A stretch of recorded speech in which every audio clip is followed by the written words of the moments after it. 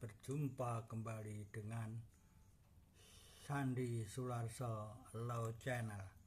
Kali ini dalam konten saya akan menyampaikan masalah yang viral pada akhir-akhir ini yang ada di ibu kota negara Indonesia yang dulu sebelum pindah ke IKN, yaitu di Jakarta, yaitu masalah perparkiran, ya. Perparkiran, khususnya perparkiran yang liar, ya. Parkir liar ini sudah lama terjadi masalah yang sangat kronis.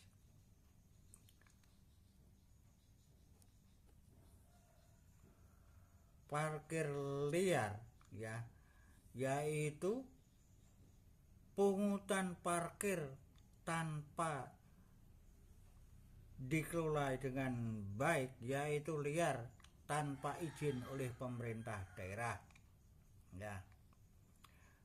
Pungutan liar parkir ini, ya, biasanya sangat meresahkan, ya. Pengelolaan yang baik itu yang diharapkan, dan tanpa ada masalah.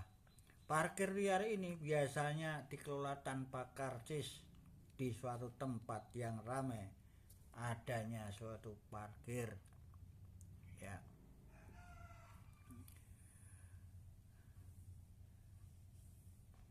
Pungutan parkir tanpa memakai karcis yang resmi maka masuk dalam kategori pungutan liar. Ini kalau pungutan liar ini bisa di atas penarikan yang wajar, ini kategori bisa pemerasan, bisa kategori pidana ini, ya. Selanjutnya, siapa yang mengelola parkir di tempat-tempat daerah, baik itu di ibu kota maupun daerah tingkat pusat atau tingkat daerah? Ini dikelola oleh DLAJR, ya,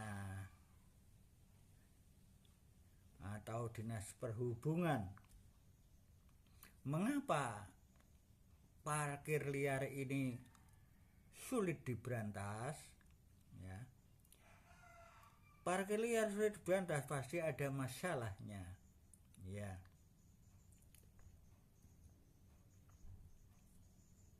Yaitu biasanya ada pengawasan yang kurang ketat, ya. Pengawasan yang kurang ketat, biasanya yang mengawasi di sini adalah Dinas Perhubungan atau DLAJR beserta Pemda setempat. Dalam hal ini adalah Dinas Pendapatan Daerah.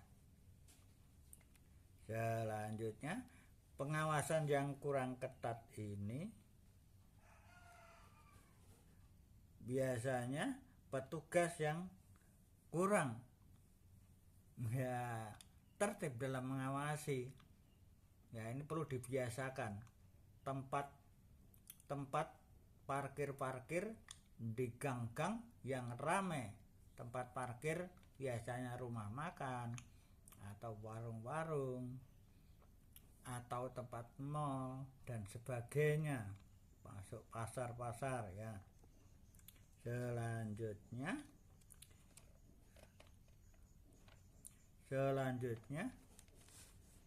parkir liar ini secara empiris ini lebih kuat dibandingkan dengan pengawasan dan penegakan hukum yang ada, ya.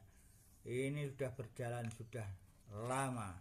Ini perlu ada pengelolaan khusus secara terpadu antara Pemda dan aparatur yang terkait, biasanya pihak kepolisian, ya. Apa masalah juru parkir liar? Kok sulit diberantas, ya? Menurut saya ada beberapa hal Biasanya yang pertama, lahan parkir yang semakin sempit. Biasanya ada perorangan atau kelompok ya yang memakai tempat parkir sempit di mana dekatnya ada warung atau rumah makan. Ya, ini perlu ada pengawasan yang jeli tempat-tempat seperti itu untuk dikelola secara resmi. Selanjutnya, apa hukum parkir liar itu? Bagi parkir liar ya, bagi kendaraan parkir yang sembarangan ini bisa dikenakan pasal 287 Undang-Undang Nomor 22 tahun 2009 Yungto pasal 95 ya, PP nomor 43 tahun 1993 ya.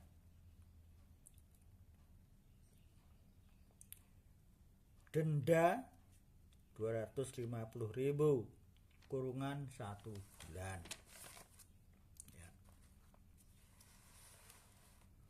Menurut saya undang-undang tersebut tidak efektif ya. Sekarang jalan keluarnya bagaimana? Jalan keluarnya yaitu mall harus punya tempat parkir, toko harus punya tempat parkir sendiri ya, dikelola sendiri. Kemudian warung-warung harus punya tempat parkir. Kalau tidak punya, maka parkirnya ini adalah dikelola oleh Pemda ya. Selanjutnya, bagi parkir yang dikelola sendiri bisa ditarik retribusi sendiri. Tapi kalau dikelola oleh Pemda maka ditarik retribusi oleh Pemda setempat. Jadi di sini pengelolaan parkir ini menurut saya harus dikelola secara terpadu ya, yaitu DAJR, Dinas Pendapatan Daerah, Satpol PP, Polsek ya. Kalau itu masuk ke wilayah kelurahan, maka lurah harus dilibatkan. Polisi, masyarakat harus dilibatkan untuk mengelola perparkiran di wilayah kelurahan tersebut. Ya, kalau di wilayah kelurahan nanti retribusinya bisa dikelola di tingkat kelurahan, koordinasi dengan Dinas Pendapatan Daerah setempat ya. Tetapi apabila ada perparkiran liar ya, kalau sudah diawasi oleh Dinas Perhubungan tetap dia bandel, maka harus kerjasama dengan pihak polisi bahwa petugas parkir yang liar itu harus ditertibkan ya, harus diberi pengarahan ya di kepolisian maupun di Pemda ya. Selanjutnya, untuk mengelola parkir liar ini ya mudah-mudah gampang. Kalau terpadu saya kira enggak sulit ya, yang saya sebutkan tadi. Kalau terpadu mudah ya. Yang namanya parkir itu adalah biasanya kalau resmi dikelola Pemda itu karena apa? Tempat parkir itu adalah milik daripada pemerintah daerah, dikelola oleh Pemda. Jadi retribusinya masuk Pemda.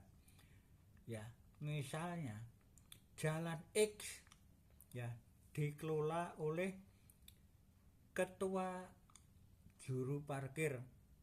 Ya, dia yang memberikan karcis ke Pemda, terus kemudian diberikan pada petugas parkir di lapangan di jalan itu ya. Kemudian petugas parkir itu siapa? Yang tanggung jawab di sini adalah ketua juru parkir, ya. Korlap parkirnya itu bertanggung jawab mengambilkan karcis, beli karcis dari Pemda untuk diberikan kepada petugas parkir nanti hasilnya diberikan pada koordinator untuk beli karcis, ya. Itu urutannya, ya.